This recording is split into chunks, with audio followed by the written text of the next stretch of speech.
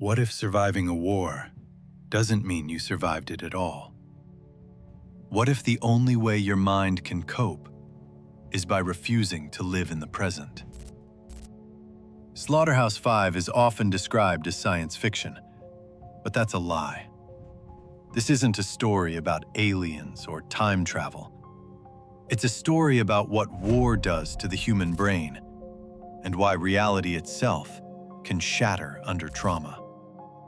And once you see how Vonnegut builds this book, you won't be able to unsee it.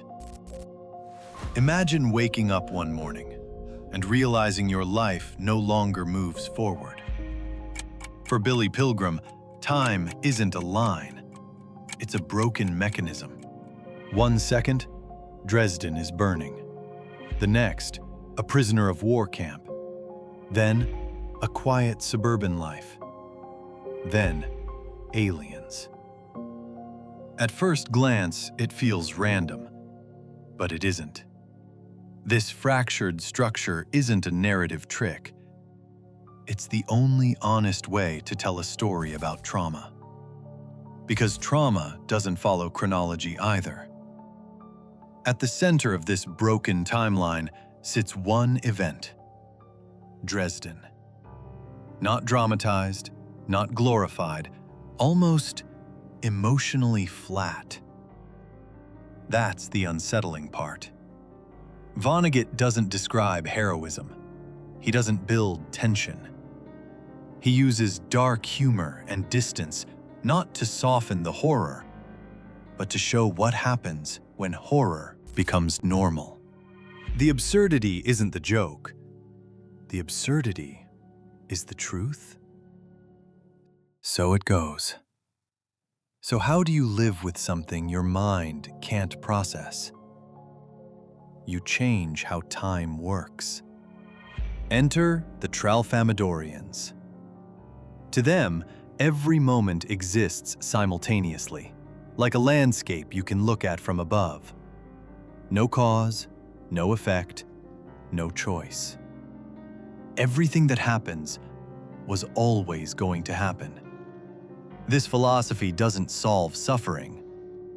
It makes suffering tolerable by removing the illusion that it could have been avoided. And then there's the phrase, "So it goes." It appears after every death, like the shadow of Dresden, again and again and again. It's not indifference, it's exhaustion. A verbal scar tissue, what the mind says when it has no space left for grief. Billy's fractured reality isn't fantasy.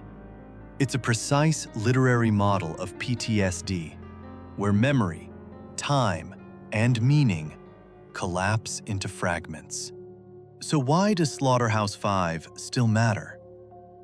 Because we still talk about war, as if it ends when the fighting stops.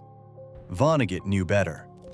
He built a novel where structure becomes psychology, time becomes trauma, and humor becomes survival. Or is it a manual? How to find yourself after war.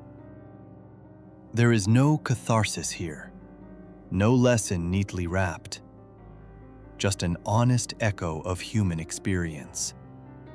And once you hear it, a heartbeat. Just say, "So it goes."